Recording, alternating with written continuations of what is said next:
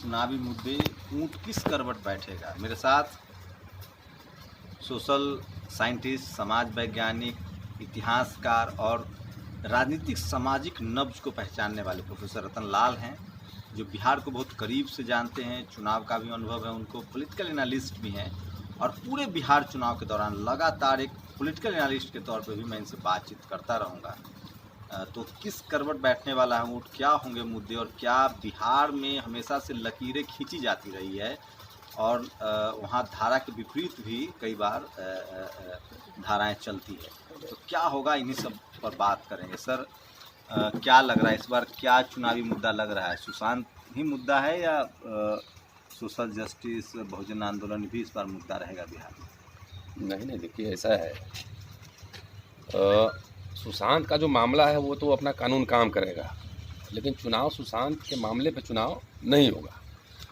और मुझे लगता है चमकी बुखार से लेके अब तक जो है, जो घटनाक्रम हुआ है उससे जो जेडीयू बीजेपी की डबल इंजन सरकार है उसका पोल खुल चुका है। एजुकेशन बर्बाद है, हेल्थ बर्बाद है, नौकरियां नहीं है, बाढ़ जो आया है उसमें पूरा जो व्यवस्था है इनकी वो सारी पोल खुल चुकी है। और मुझे तो लगता है कि जो बार बार कहते थे कि डबल इंजन की सरकार है, अभी आया है एक सर्वे कि पटना जो है भारत के सबसे गंदे शहरों में है, तो वहाँ महापौर बीजेपी का है, पटना के 7 में से 5 एमएलए जो है बीजेपी के हैं, डबल इंजन की सरकार है। जब इतना घटिया अगर शहर है पटना, सफाई और तमाम इसको लेकर, तो यही काफ़ी था कि उनको नैतिकता के आधार पर छोड़ देना चाहिए था, उनसे नहीं संभल रहा है बिहार। तो इसलिए चुनाव मुद्दा है। जिस तरह से सरकार निजीकरण कर रही है, जिस तरीके से हेट्रेड फैलाया जा रहा है, एक तरफ फिक्टिशियस हिंदू बना रहे हैं दलित बैकवर्ड को, आदिवासी को फिक्टिशियस, और दूसरी तरफ उनके हक हकूक सारे छीने जा रहे हैं, डंडे पड़ रहे हैं, लाठियां पड़ रही हैं। तो ये सारे मुद्दे रहेंगे। और मैं चूँकि बिहार से जुड़ा हुआ भी हूँ, तो मैं जानता हूँ कि वहाँ का खास तौर से जो दलित वर्ग है बहुत एग्रेसिव है, आक्रोशित है नीतीश कुमार सरकार को लेकर और बीजेपी सरकार को लेकर। लगातार पहले आरजेडी के 4 बड़े दलित चेहरे, उदय नारायण चौधरी हैं और श्याम रजक पार्टी अभी जेडीयू से आए हैं, उसके बाद तमाम लोगों ने प्रेस कॉन्फ्रेंस की, अभी जेडीयू ने भी प्रेस कॉन्फ्रेंस की है। क्या लग रहा है, ये दलित बड़ा फैक्टर होने जा रहा है जो आप लोग लगातार पिछले खासकर 2014 से जिस तरह से सोशली आप लोगों ने अवेयर किया है, देश भर में आप घूमे हैं, आप लगातार बिहार जाते रहे थे, तो उसका इम्पैक्ट अब ग्रामीण इलाकों में भी दिखने लगा है? निश्चित रूप से दिख रहा है। मैं तो जहाँ जाता हूँ, चाहे गांव में भी चौक पे लोग पहचान लेते हैं कि अच्छा रतन लाल जी आप ही हैं। तो अब तो ये जैसा कि मीडिया का जो चाल चरित्र है मेन स्ट्रीम मीडिया का, तो मुझे नहीं पता था कि हमें भी इतने लोग सुनते हैं, गांव-गांव में लोग पहचानते हैं। तो सोशल मीडिया एक फैक्टर हुआ है, ताकत बनी है। और मुझे लगता है कि जो लोग भी संविधान को मानने वाले लोग हैं, जिनकी आस्था सामाजिक न्याय में, धर्मनिरपेक्षता में, भारत की लोकशाही को बचाने में है, उन सबको इस बार नीतीश कुमार और बीजेपी की जो सरकार है वहाँ पे उसको उखाड़ना चाहिए, क्योंकि वो कहती कुछ और है। दोनों इंजन फेल हो चुका है बिहार में, ये है वहाँ की यथा स्थिति।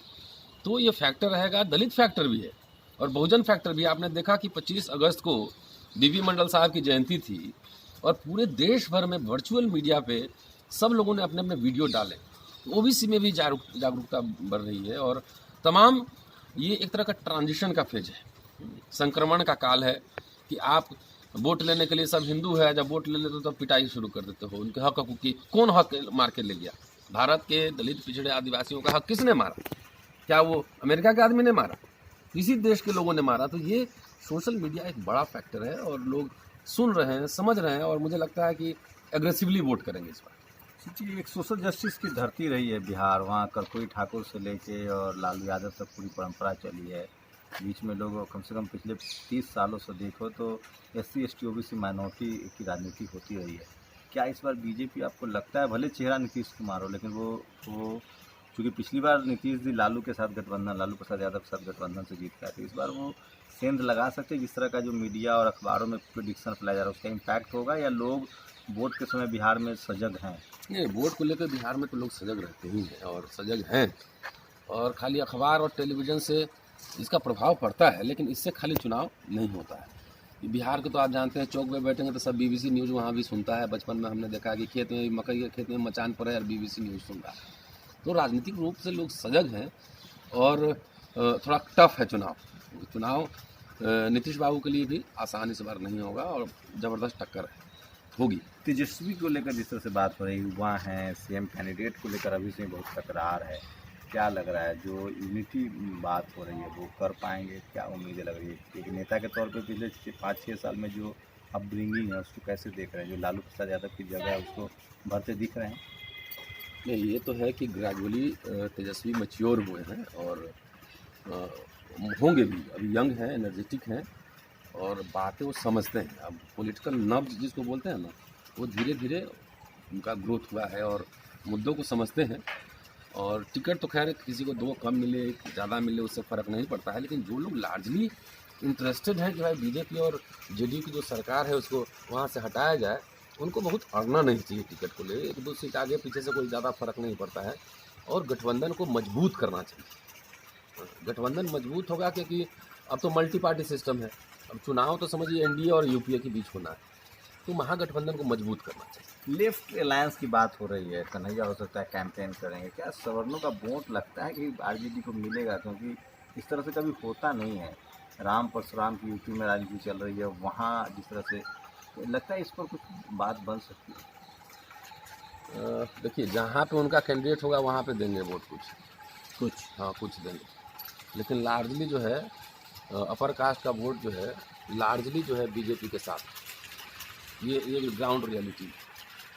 आप कितना भी कुछ कर लें, अपर कास्ट का वोट और कुछ और पिछड़ी जातियों में भी कुछ वोट है वो बीजेपी के साथ है, वो इंटैक्ट रहेगा। लेकिन आप लोगों ने जो डैमेज कंट्रोल किया, जिस तरह से खासकर schedule caste, schedule tribe Bihar में छोड़ दिए थे रांची हटने के बाद, शेड्यूल कास्ट एक बड़ा फैक्टर है जिसमें मुस्लिम और शेड्यूल कास्ट और अगर ओबीसी के वोट ऐड होते हैं, रामविलास पासवान अगर उधर रहते हैं एनडीए के पास, तो क्या शेड्यूल कास्ट के वोट में बंटवारा हुआ तो 15% वोट मायने रखता है बिहार की राजनीति में? आप देखिए, आप लोगों ने या पूरा का पूरा नाराज है बीजेपी से, खासकर जिस तरह से उनके रिजर्वेशन को डाउनफॉल किया गया, जिस तरह से उन पर 400 सीटें हुई है। देखिए, नाराज़ तो है, लेकिन नाराज़गी को वोट में आप कैसे तब्दील करेंगे, यही लीडर का काम होता है। दलित वोट ज़्यादातर महागठबंधन के साथ है, लेकिन जब भी आप बात करें तो दलित पिछड़ों की नहीं, सबसे इम्पॉर्टेंट फैक्टर जो है वहाँ पे वो है अति पिछड़ों का वोट। अति पिछड़ों में छोटी छोटी जातियाँ हैं, उसको एकदम इग्नोर नहीं करना चाहिए और कुछ सीटें कम से कम अति पिछड़ों को दिया जाना चाहिए और सारे लोग मिलकर उसको जितवाना चाहिए। जो सबसे कमज़ोर जातियाँ हैं कि वो उसको एम्पावर्ड करेंगे ना, एक भी आदमी को करेंगे तो पूरा कम्युनिटी एम्पावर्ड महसूस करता है। तो एमवाई और दलित और बैकवर्ड खाली नहीं, अति पिछड़ी जातियों के वोट ज़्यादा हैं। छोटी छोटी जातियाँ हैं, छोटे छोटे उनके नंबर्स हैं, लेकिन वो नंबर बहुत इम्पॉर्टेंट है। इसलिए मुझे लगता है कि कुछ एक सेक्शन उनको ज़रूर दिया जाना चाहिए, सब मिल के उनको जितवाना चाहिए। एक सवाल है, जैसे आपने अति पिछले अभी सुप्रीम कोर्ट में 5 जजों के बेंच के पास एक मामला था, मिश्रा जी उसमें हेड कर रहे थे, उन्होंने 7 जजों के पास भेज दिया है। अब वो जो डॉक्टर अम्बेडकर ने जातियों को जो SC ST OBC में बांटा था, सुप्रीम कोर्ट कह रही है कि अब क्रीमी लेयर लगाया जाए। OBC में ऑलरेडी क्रीमी लेयर है, SC ST में क्रीमी लेयर है। मिश्रा जी 3 नवंबर को रिटायर भी होने वाले हैं, लेकिन वो 7 जजों की बेंच पे चला है। क्या लग रहा है कि सुप्रीम कोर्ट से जिस तरह के फैसले आ रहे हैं, जो सरकार चाहती है वो सुप्रीम कोर्ट से फैसले आ रहा है, इसका भी बिहार चुनाव में असर होगा? क्योंकि पिछले चुनाव में भागवत जी ने कहा था आरक्षण की समीक्षा होगी, चीज़ें बदल गई थी, इसका भी इम्पैक्ट होगा एकदम। और सबसे पहले तो इस देश के नेताओं को ये समझना चाहिए कि सुप्रीम कोर्ट भी सुप्रीम नहीं है। सुप्रीम यदि है तो वह कॉन्स्टिट्यूशन सुप्रीम है इस देश में।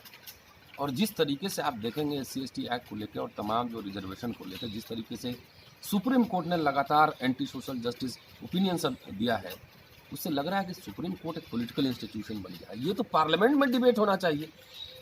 10% आरक्षण जो गैर संवैधानिक है, उस पर सुप्रीम कोर्ट ने आज तक कोई बात नहीं कही। उसमें भी कहना चाहिए ना कि इसमें 2% जो है मुसलमान का होगा, 2% अपर कास्ट ईसाई का हो, क्यों नहीं कहता? तो ये तो मान के चलना चाहिए कि सुप्रीम कोर्ट में जो जजेज अपॉइंट हो रहे हैं वो कहाँ से अपॉइंट हो रहे हैं। तो वो तो इस तरह काम कर रहा है। कभी इन्होंने सरकारों से पूछा? अब आज सब कुछ बिका जा रहा है, कभी पूछा? नहीं, सरकार से नहीं पूछेंगे। सब एंटी सोशल जस्टिस जितने आ रहे हैं, चाहे रोस्टर का मसला हो, चाहे SC ST एक्ट का मसला हो, चाहे OBC का क्रीमी लेयर का मसला हो। इसलिए हम लोगों ने कैंपेन भी चलाया था ना, स्क्रैप क्रीमी लेयर। संविधान में कहीं क्रीमी लेयर की कोई बात नहीं है। तो एक्स्ट्रा कॉन्स्टिट्यूशनल अथॉरिटी की तरह न्यायालय जो बार बार कह रहा है ये बात, तो इसको तो पॉलिटिकल सवाल बनाना चाहिए पूरे इलेक्शन में, और ये संसद में तय होगा कि किसको कितना आरक्षण होगा, ये कोर्ट नहीं तय कर सकती। भाई डायरेक्टिव प्रिंसिपल में स्टेट को अधिकार है ना कि जो कमजोर जातियां हैं, जो पिछड़े लोग हैं, उनके लिए वो पॉलिसीज बना सकती हैं। इतनी गरीबी है, इतना सब कुछ, राष्ट्रीय आपदा आती है, उस पर तो कभी सुप्रीम कोर्ट ने सुओ मोटो नहीं लिया। उनको प्रशांत भूषण का ट्वीट सुओ मोटो ले लेंगे, या रिजर्वेशन पे बोलेंगे तो ये हम तो बोलेंगे तो 10,000 लोग सुनेंगे। लीडर्स बोलेंगे जो सोशल जस्टिस अंबेडकर और लोहिया के नाम पर, उनको बोलना चाहिए कि सुप्रीम कोर्ट भी अपनी मर्यादा में रहे, ये समझना है। तो ये देखिए, लगातार जिस तरह से सोशल जस्टिस की लड़ाई को प्रोफेसर रतनलाल आगे बढ़ाते रहे हैं, और एज ए प्रोफेसर उन्होंने बहुत काम किया है देश भर में, लगातार पिछले 6 साल से 5 साल से मैं देख रहा हूँ वो घूम रहे हैं। और बिहार की राजनीति पर इसका कितना असर होता है नतीजे बताएंगे। लेकिन ये तो है कि मुस्लिम के साथ साथ शेड्यूल कास्ट, खासकर अगर दलित समाज की बात करें तो वो बीजेपी से खासे नाराज है, और इस बार कीमत इसकी नीतीश कुमार को चुकानी पड़ सकती है। कैमरामैन तारा के साथ शंभू कुमार सिंह, नेशनल दस्तक।